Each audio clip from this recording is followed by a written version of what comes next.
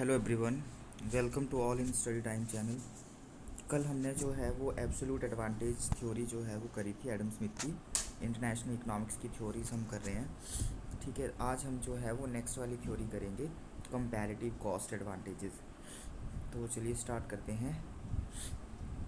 Next theory है theory of comparative difference in cost. तो comparative difference in cost मतलब लागत में तुलनात्मक अंतर का सिद्धांत। हिंदी में लागत में तुलनात्मक अंतर का सिद्धांत। दोनों ही जो है वो ये बाइलिंगुअल रहेगी क्लास। ठीक है, हिंदी में भी आप पढ़ सकते हैं यहाँ पे। तो ये जो कंपैरेटिव कॉस्ट एडवांटेज थ्योरी है ट्रेड की, वो डेवलप की है किसने? ब्रिटिश पॉलिटिशियंस है ये, पॉलिटिकल इकोनॉमिस्ट थे, British political economist David Ricardo ने। ठीक है, और इनकी बुक है डेविड रिकार्डो की। कई बार बुक्स के बारे में भी पूछ लेता है और कौन सी ईयर में मैचिंग वगैरह में आ जाते हैं। तो ये आपका बुक जो है इनकी, वो principle of political economy and taxation Ricardo की बुक है ये, जो कि इन्होंने पब्लिश करी थी 1817 में। ठीक है, अब इसमें इन्होंने बताया है कि हर एक प्रत्येक कंट्री बोलते उस प्रोडक्शन में, उस कमोडिटी के प्रोडक्शन में स्पेशलाइज होगी जिसमें कि उसको जो है वो ज़्यादा से ज़्यादा ग्रेटेस्ट क्या होंगे, एडवांटेजेस होंगे, और लीस्ट कंपैरेटिव जो है वो डिसएडवांटेजेस होंगे। मतलब कि उस कमोडिटी का वो प्रोडक्शन करेगी, यहाँ पर कंपैरेटिव कॉस्ट होगी। ठीक है, तो कंपेयर करके, तो मतलब उस कमोडिटी का हो सकता है कि एक कमोडिटी के प्रोडक्शन में उसको दोनों में ही एब्सोल्यूट एडवांटेजेस हो रहे हो, बट वो प्रोडक्शन उसका करेगी जिसमें कि उसको जो है वो ज़्यादा ग्रेटेस्ट जो है वो कंपैरेटिव एडवांटेजेस होंगे, और कम जो है वो डिस एडवांटेजेस होंगे। ठीक है, तो नेक्स्ट है आपका कि कंट्री जो है फिर वो क्या करेगी, उस कमोडिटी का क्या करेगी, एक्सपोर्ट करेगी विच इट्स कंपैरेटिव एडवांटेजेस, जिसके कि कंपैरेटिव एडवांटेजेस क्या है, ज़्यादा है, और इंपोर्ट उसका करेगी कि जिसके कंपैरेटिव डिसएडवांटेजेस जो है वो लीस्ट। नेक्स्ट है, अब comparative advantages and absolute advantages क्या है, थोड़ा सा ये देख लेते हैं।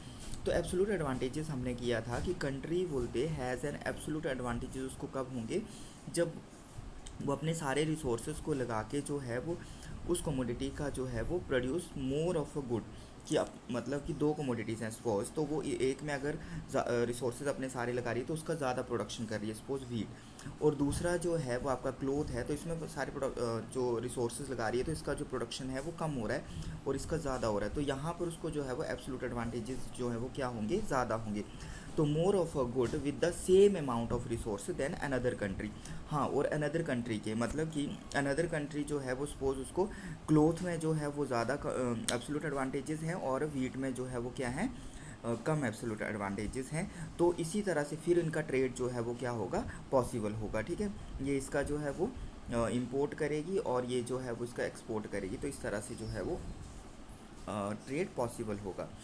Next comparative cost advantages. Comparative advantages की बात करें तो कंट्री को कंपैरेटिव एडवांटेजेस जो है वो उस कमोडिटी के प्रोडक्शन में, अगर उसको कंपैरेटिव किसी कमोडिटी का सपोज वो प्रोडक्शन कर रही है, ठीक है, तो उसमें अगर उसको कंपैरेटिव एडवांटेजेस हो रहे हैं तो कैसे होंगे ये देखा जाएगा कि उस कमोडिटी के प्रोडक्शन को प्रोड्यूस करने की जो कॉस्ट है वो लोअर अपॉर्चुनिटी कॉस्ट की, जो उसकी कॉस्ट होगी वो lower opportunity cost compare to other goods even if does not have an absolute advantage. मतलब क्या है कि एक country has a comparative advantage in producing a good, उस कमोडिटी के प्रोडक्शन में उसको कंपैरेटिव एडवांटेज हो रहे हैं अगर if it can produce it at lower opportunity cost, अगर वो उसको जो है वो कम अपॉर्चुनिटी कॉस्ट पर जो है वो क्या कर रही है, जो है वो दो कमोडिटीज़ हैं और दो कमोडिटी में वो एक का प्रोडक्शन जो है वो एक में जो हो सकता है कि उसको एब्सोल्यूट एडवांटेजेस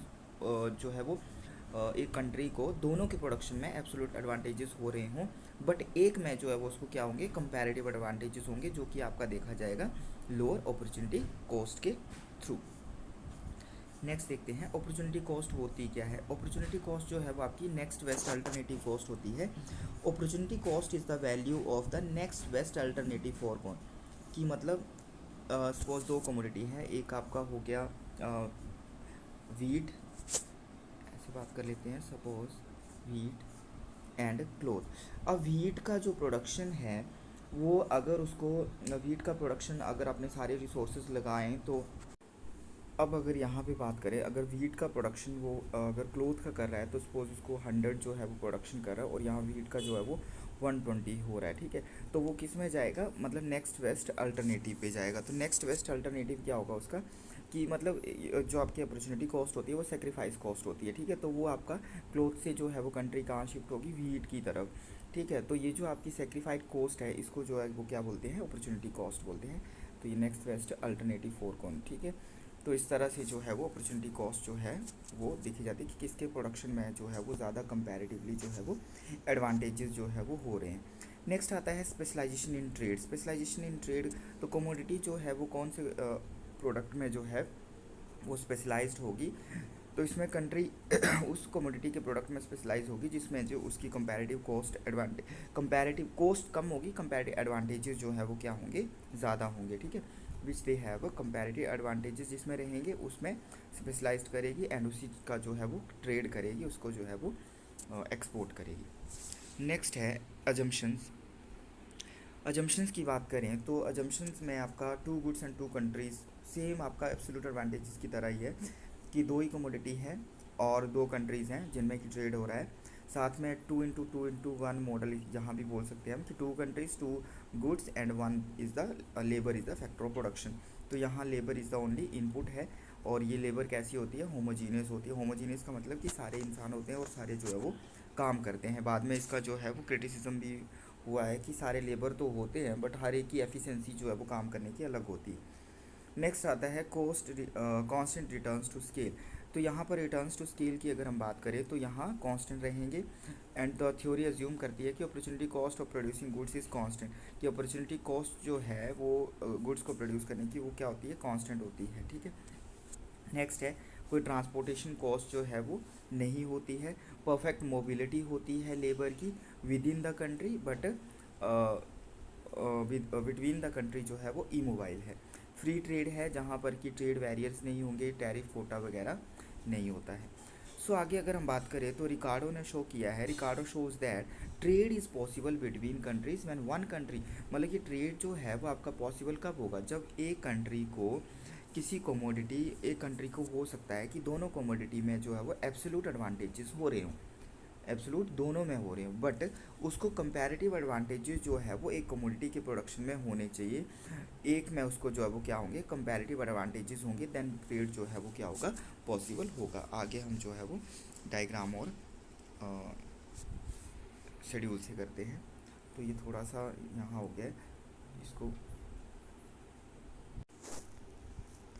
अब यहाँ पर जो है वो दो कंट्रीज़ है, country A and country B, और ये दो कमोडिटीज़ का प्रोडक्शन कर रही है, good X and good Y.